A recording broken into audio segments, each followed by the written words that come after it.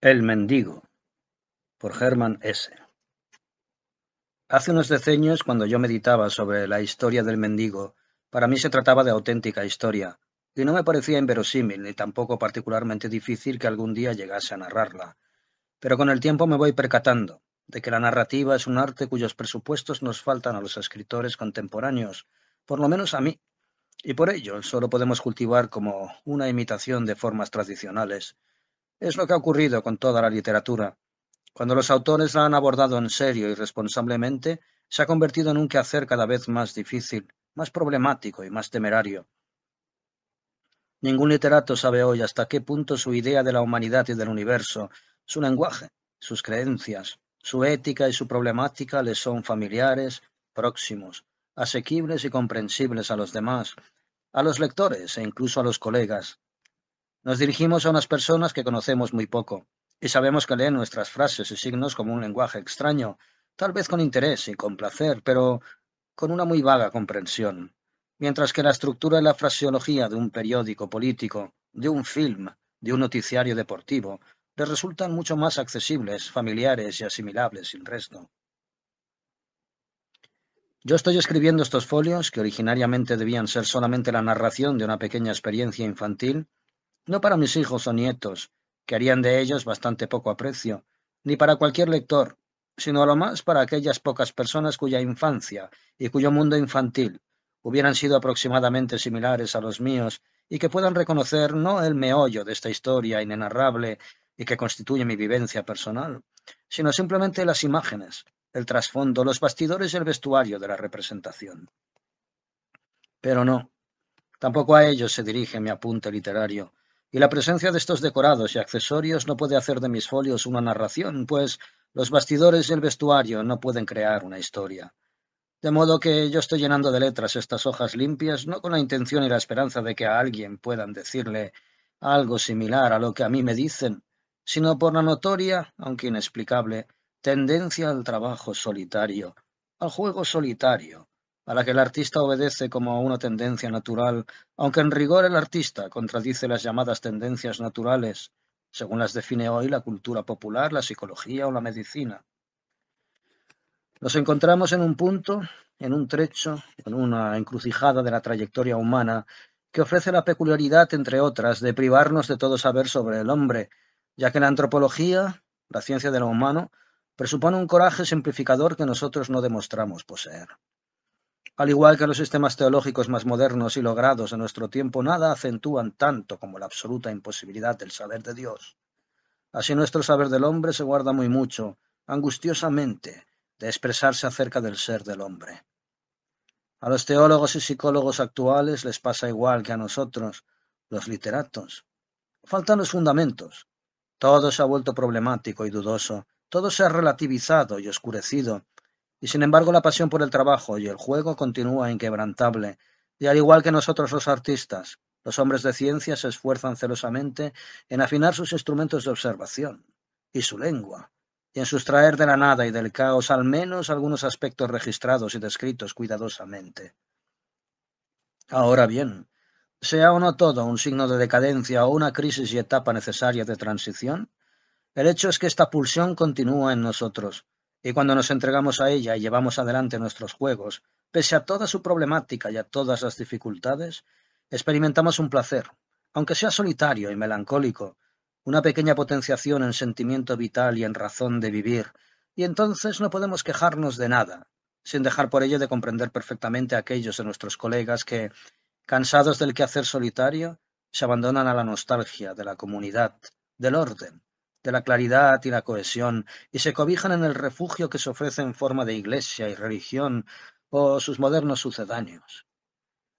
Nosotros, los caminantes solitarios y no conversos recalcitrantes, no sólo padecemos nuestra soledad como una maldición y un castigo, sino que encontramos en ella, pese a todo, una suerte de posibilidad vital, y esto significa para el artista posibilidad creadora. Por lo que a mí concierne, mi soledad es casi perfecta, y todo lo que me llega de crítica o de alabanza, de hostilidad o de amistad íntima desde los círculos que me son afines a través del lenguaje, me resbala casi siempre, igual que le resbalan a un enfermo próximo a la muerte los deseos de curación y larga vida que le expresan los amigos en sus visitas. Pero esta soledad, esta marginación de lo ordenado y lo comunitario, y este no querer o no poder adaptarse a una forma de existencia y una técnica vital simplificada, no significa sin más el infierno y la desesperación. Mi soledad no es ni angosta ni vacía. Es verdad que no me permite participar en ninguna de las formas de existencia actualmente vigentes, pero me facilita, por ejemplo, el convivir con 100 formas de existencia del pasado, acaso también del futuro. Mi soledad abarca en su espacio un inmenso territorio del mundo. Ante todo, esta soledad no está vacía. Está llena de imágenes. Es un tesoro de bienes reapropiados, de pasado subjetivizado, de naturaleza asimilada. Y si la pulsión del trabajo y del juego siguen teniendo en mí algo de fuerza, es gracias a estas imágenes. Atrapar una de estas innumerables imágenes, realizarla, perfilarla, añadir una hoja de álbum a tantas otras, resulta con los años más difícil y penoso, pero no menos sugestivo.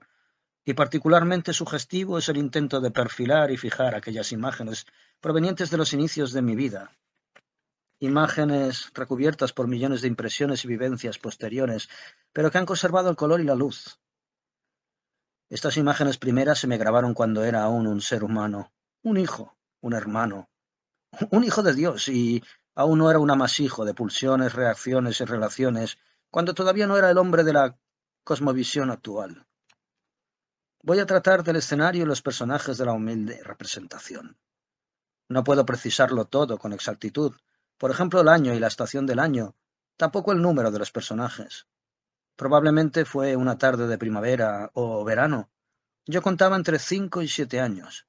Mi padre entre 36 y 37. Fue durante un paseo del padre con los niños.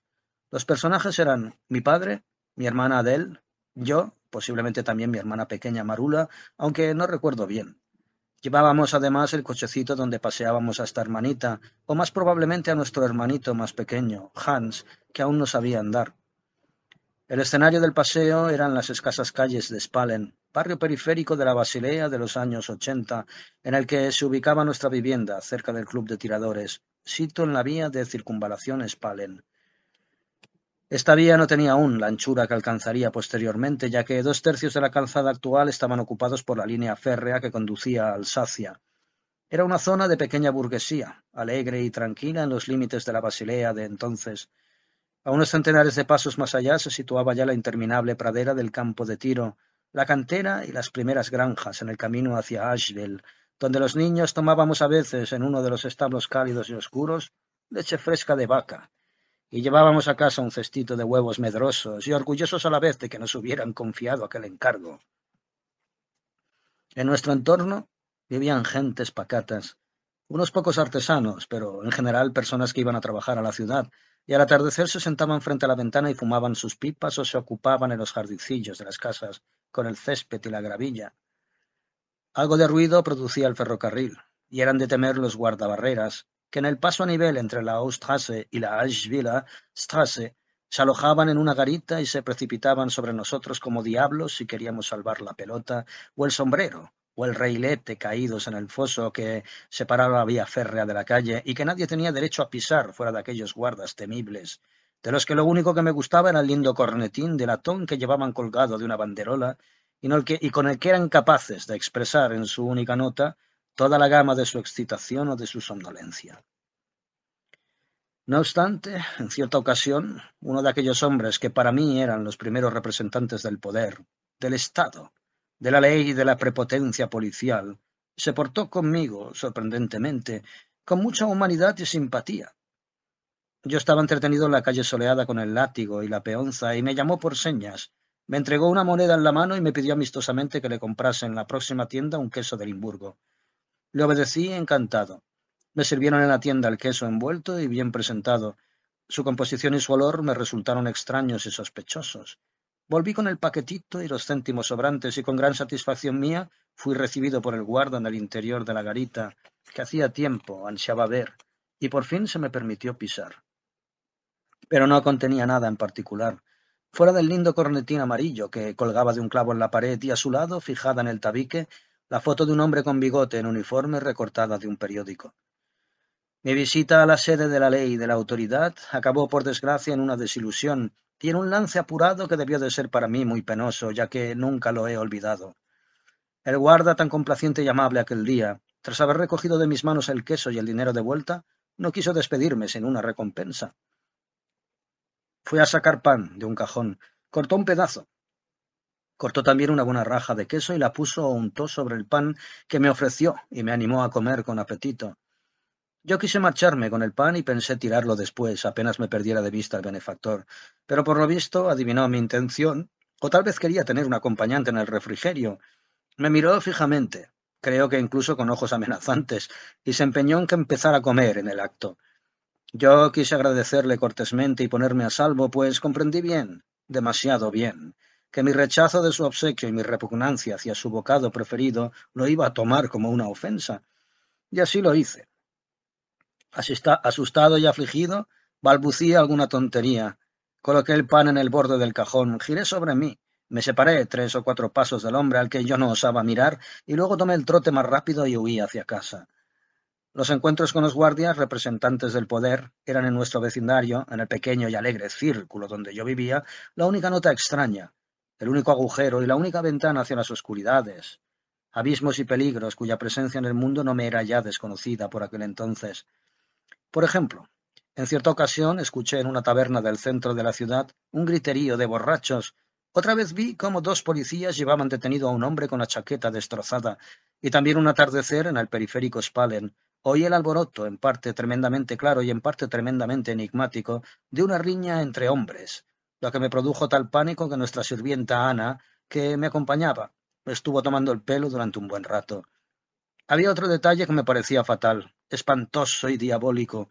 El olor pestilente que se percibía en los alrededores de una fábrica por la que pasaba muchas veces con compañeros de más edad y cuya atmósfera provocaba en mí una sensación de náusea, ahogo, exasperación y miedo cerval, y extrañamente ofrecía cierta afinidad con el sentimiento que me producían los guardabarreras y la policía, sentimiento del cual formaba parte, además de la penosa impresión de avasallamiento e impotencia, un punto o matiz de mala conciencia. Porque en realidad yo no había tenido nunca un encuentro con la policía, ni había podido experimentar su violencia, pero oía decir con frecuencia a compañeros o criados: «Ya verás, voy a llamar a la policía». Y al igual que en el conflicto con el guardabarreras, había siempre algo así como una culpa por mi parte. Existía la transgresión de una ley conocida o sospechada o imaginada, pero todas aquellas inquietudes, impresiones, ruidos y olores me asaltaban lejos de mi casa, en el interior de la ciudad donde reinaba el barullo y el ajetreo, aunque resultaba muy interesante. Nuestro mundillo, apacible y limpio, de zona periférica residencial, con sus jardines frontales y sus tendederos de ropa en la parte posterior, era pobre en impresiones y en amenazas de aquel género.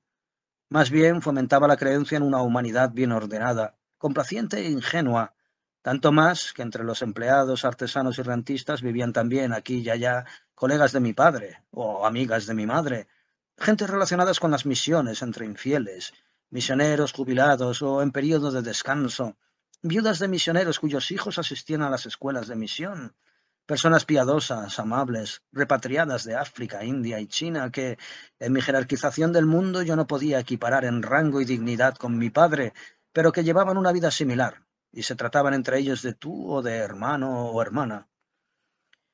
Y llego ahora a los personajes de mi historia. Entre ellos 3 principales: mi padre, un mendigo y yo. Y 2 o 3 secundarias: mi hermana Adele, posiblemente también mi segunda hermana, y mi hermano pequeño Hans, al que empujábamos en el cochecito. En anterior ocasión escribí algo sobre Hans. En este paseo basiliense, él no era coactor ni compinche, sino el preciado tesoro que todos queríamos mucho, incapaz aún de hablar, llevado en el cochecito que todos empujábamos con placer, considerándolo como un honor sin exceptuar al padre. Tampoco nuestra hermana Marula, si es que tomó parte en aquel paseo vespertino, entra como personaje principal. También ella era demasiado pequeña.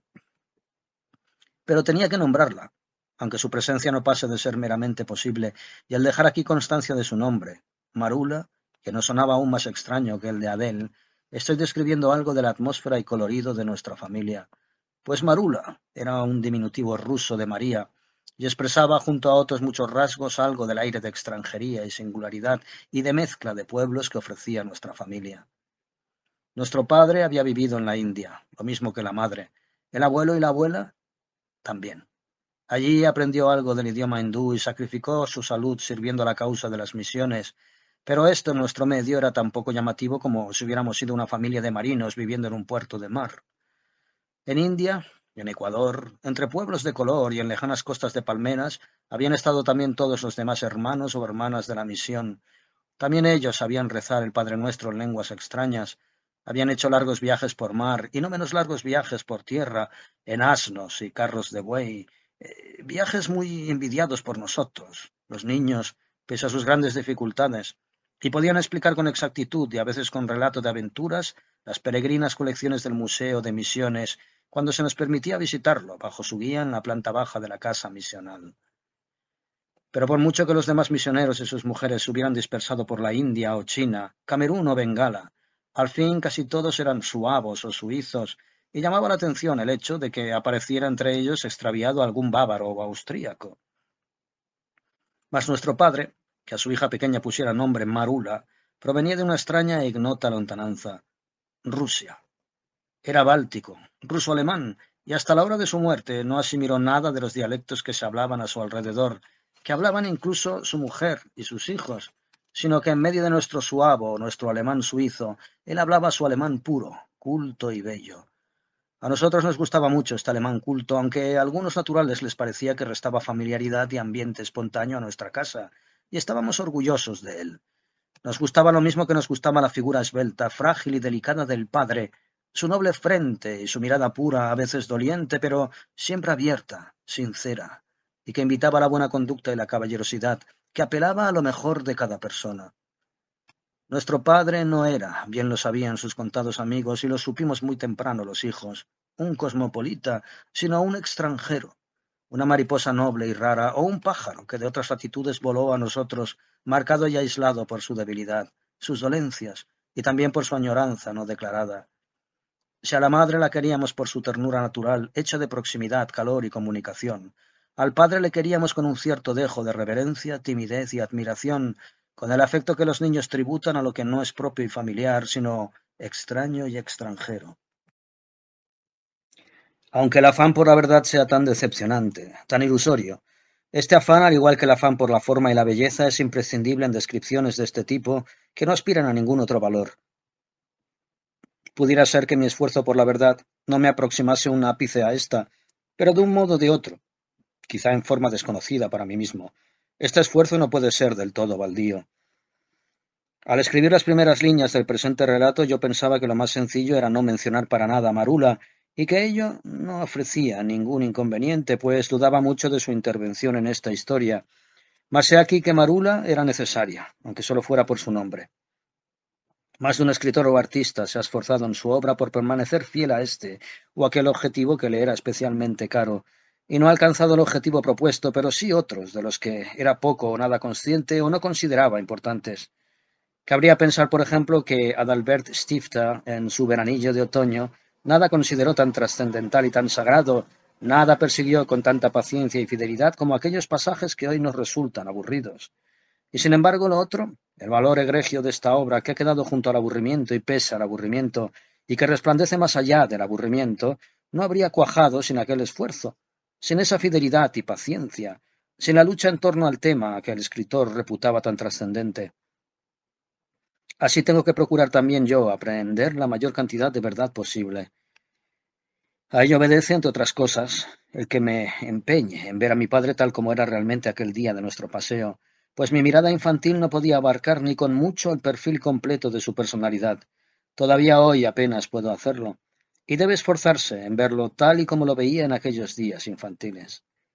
Yo contemplaba a mi padre como algo casi perfecto e inimitable, como la encarnación de la pureza y la nobleza del alma, como un luchador, un caballero y un mártir cuya superioridad quedaba dulcificada por el hecho de que fuera extraño en todo lugar, de no tener patria, por su fragilidad corpórea, y era capaz del más cálido amor y ternura. Aún no abrigaba ninguna duda sobre él, ni le hacía objeto de crítica alguna, aunque ya habían asomado los primeros conflictos. En estos conflictos él se me presentaba como juez, censor, sancionador y perdonador para vergüenza mía. Siempre era él quien llevaba la razón. Mi conciencia confirmaba y reconocía su censura o su castigo. Aún no me había enfrentado con él, con su justicia y su virtud. Serían conflictos muy posteriores los que me pondrían en este trance. Con ninguna otra persona, por muy superior que fuera a mí, he vuelto a vivir aquella relación de subordinación natural, subordinación que no hiere por estar presidida por el amor, y si he experimentado algo análogo, por ejemplo, con mi profesor de Göppingen, no fue de larga duración, y más tarde vi claramente que se trataba de una regresión, como una especie de nostalgia de aquella relación padre-hijo. Lo que yo sabía entonces sobre mi padre se nutría en gran parte de sus propios relatos. Mi padre no poseía un natural artístico y era menos rico en fantasía y temperamento que nuestra madre, pero le gustaba contar cosas de la India o de su tierra, de los grandes momentos de su vida, y en estos relatos alcanzaba una cierta altura artística. Ante todo, no se cansaba de contarnos cosas de su infancia en Estonia, de la vida en la casa paterna y en las granjas, con viajes en carro entoldado y paseos a la mar, un mundo extremadamente risueño y alegre pese a la atmósfera cristiana se abría ante nosotros. Nada anhelábamos tanto como viajar alguna vez a aquella Estonia y Livonia, donde la vida se deslizaba tan paradisíaca, tan pintoresca y tan divertida.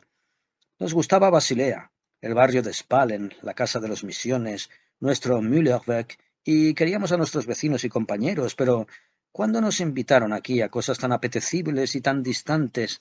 ¿Cuándo nos obsequiaron con montañas de dulces y cestos de fruta? ¿Cuándo montamos en jóvenes corceles y viajamos por el campo en carros entoldados? Algo de aquella vida báltica y de sus usos había introducido aquí nuestro padre. Circulaban entre nosotros palabras como marula.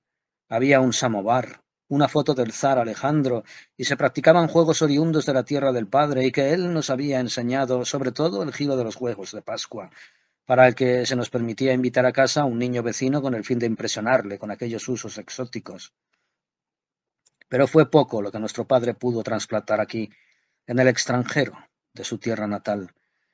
El samovar quedó en realidad en mera pieza de museo, sin ningún uso, y fueron sus relatos de la casa paterna rusa de Weissenstein, Reval y Dorpat, del huerto patrio, de las fiestas y viajes donde nuestro padre no solo evocaba sus amores y sus ausencias, sino que nos construía una pequeña Estonia e infundía a nuestra alma las imágenes que le eran caras. Tal vez, debido a esta especie de culto que dedicaba a su patria y a su primera niñez, mi padre había llegado a ser un consumado artista, compañero y maestro del juego. No sabíamos de ninguna casa donde se conocieran y practicaran tal cantidad de juegos con tan numerosas y graciosas variaciones o se inventaran otros nuevos con tal profusión. Si nuestro padre, el serio, el justo, el piadoso, no se nos volatilizó para convertirse en una figura de altar, si pese a la reverencia que nos inspiraba le veíamos como un ser absolutamente humano y próximo a nuestra mentalidad infantil, fue debido en gran parte a su talento lúdico, en tanta medida como a sus relatos e historias. Naturalmente, en mis años infantiles, no captaba nada de lo que ahora barrunto sobre el significado biográfico de esta afición al juego. Lo real y efectivo entonces para nosotros era este culto a los juegos, que no solo ocupa un lugar en nuestros recuerdos, sino que está corroborado por documentos literarios. En el periodo inmediatamente posterior al que estoy historiando, nuestro padre escribió un librito de divulgación con el título El juego en casa, que apareció en la editorial de nuestro tío Gundert de Stuttgart. Nuestro padre conservó su talento lúdico hasta la vejez y hasta los años en que quedó ciego. Los niños lo considerábamos como algo natural, como algo que forma parte del carácter y de las funciones de un padre. Sabíamos que si fuésemos desterrados con nuestro padre a una isla salvaje, o metidos en la cárcel, o perdidos en el bosque, tuviéramos que refugiarnos en una cueva, pasaríamos tal vez hambre y necesidad, pero no nos aburriríamos, aunque estuviéramos encadenados o a oscuras, ya que los juegos que no requieren aparato alguno eran sus preferidos. Charadas, acertijos, juegos de palabras, ejercicios mnemotécnicos, y en los juegos donde no se podía prescindir de instrumentos, le gustaba lo más simple y manejable y aborrecía los aparatos industriales y comprados en las tiendas. Durante muchos años practicamos juegos de mesa como el Go Bank y el Halma, o juegos de figuras que él mismo había construido y pintado. Esta propensión a la convivencia, a la sociabilidad sobre la base y el bajo, el suave imperio de las reglas del juego, constituyó una nota característica y un rasgo personal de uno de sus hijos, el más joven, nuestro hermano Hans. Hans encontraba, al igual que el padre, en el trato y el juego con los niños su mayor descanso, su gozo y una especie de compensación por las muchas cosas que la vida le escatimó. Hans, tímido y a veces angustiado, se esponjaba cuando se hallaba entre niños, cuando le encomendaban su cuidado, en alas de la fantasía y el gozo de vivir, encandilaba y fascinaba a los niños y él mismo se transportaba a un estado de liberación y dicha paradisíaca. En tales momentos se hacía querer irresistiblemente, y después de su muerte hablaban de él con emoción, incluso testigos críticos y nada apasionados. Bien, nuestro padre nos sacó a pasear. Fue él quien empujó el cochecito del niño la mayor parte del trayecto, aunque no estaba sobrado de fuerzas. El pequeño Hans iba acostado, sonriente y extrañando la luz. Adele caminaba al lado del padre, mientras que yo me adaptaba menos al andante moderado del paseo, y ahora me adelantaba, ahora me retrasaba ante algún interesante descubrimiento, y luego pedía como favor poder empujar el cochecito, o bien me colgaba del brazo o de la chaqueta del padre sin miramientos a su cansancio, o le mareaba con preguntas. De lo que hablamos en aquel paseo, uno más entre millares, no guardo nada en la memoria. Lo único que retengo, al igual que Adele, de aquel día y aquel paseo, es lo del mendigo. En el libro ilustrado de mis recuerdos infantiles, esta experiencia constituye una de las imágenes más impresionantes y emocionantes, fuente de idea y cavilaciones de todo género hasta el punto de que todavía hoy, a la vuelta de 65 años, me ha incitado a esta evocación y a realizar el presente ensayo narrativo. Caminábamos plácidamente. Lucía el sol y dibujaba junto a cada una de las acacias del camino podadas en forma asteroide sus correspondientes sombras, que venía a reforzar aún más la impresión de pedantería, regularidad y estética lineal que siempre me ha producido este tipo de arbolado. No ocurría más que lo normal y corriente. Un cartero saludó a mi padre y un coche cervecero de 4 hermosos y corpulentos caballos tuvo que esperar en el paso a nivel y nos dio tiempo para admirar las magníficas bestias que le miraban a uno como si quisieran intercambiar un saludo y conversar. En tanto que a mí me intrigaba cómo sus pezuñas podían aguantar que se las devastase, cual si fueran madera, para implantarles la tosca herradura. Pero ya de vuelta hacia nuestra calle, sucedió algo nuevo e insólito. Nos salió al encuentro un hombre que al mismo tiempo inspiraba compasión y repelía un poco. Un individuo bastante joven y con barba de muchos días.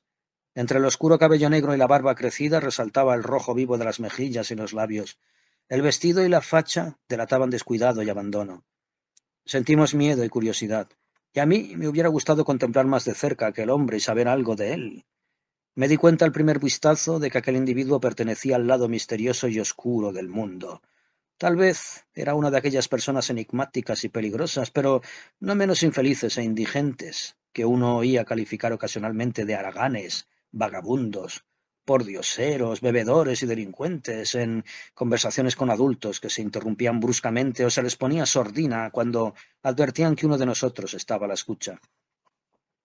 A mis pocos años no solo sentía la natural curiosidad infantil por aquel lado amenazante y turbador de la vida, sino que adivinaba, me parece, que aquellos tipos ambiguos, tan pobres como peligrosos, que provocan a la vez la aversión y el sentimiento de fraternidad, aquellos tipos andrajosos, desarrapados y marginados, tenían su justificación, y eran tan válidos como los demás, que su existencia era necesaria en la mitología, que en el gran teatro del mundo el mendigo era tan imprescindible como el rey, que el astroso vale tanto como el poderoso y el que viste uniforme.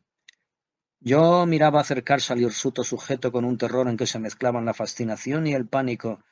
Vi cómo dirigía sus pasos hacia nosotros, cómo enfocaba su mirada algo torva hacia nuestro padre y se detenía ante él haciendo el ademán de alzar la gorra.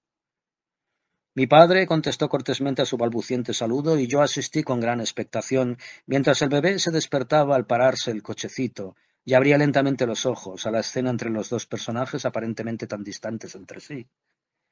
Percibí con más relieve aún que en otras ocasiones el contraste entre el dialecto del uno y el lenguaje cuidado y extrañamente acentuado del otro, como expresión de una diferencia interior, como evidencia de un muro de separación entre el padre y su entorno.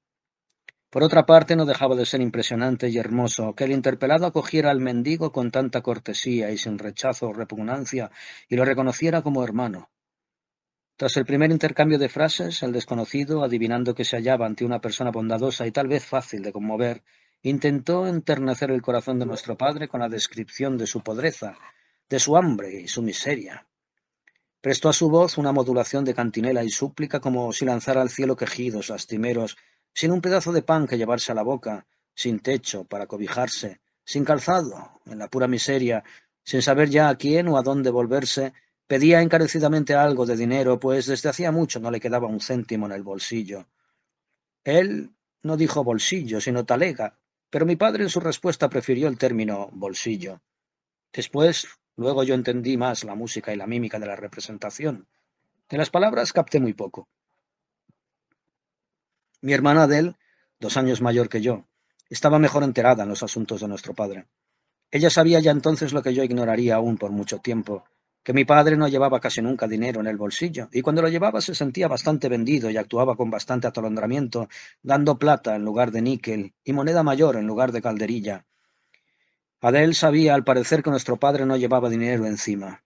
Yo, en cambio, sentí gran expectación a la espera de que, en un crescendo de la canción elegíaca del mendigo, el padre se tantease el bolsillo y le pusiera en la mano o le echara en la gorra un buen puñado de céntimos de franco o de francos enteros, lo suficiente para que pudiese comprar pan, queso de Limburgo, zapatos y todo lo demás que el mendigo necesitaba. Pero no.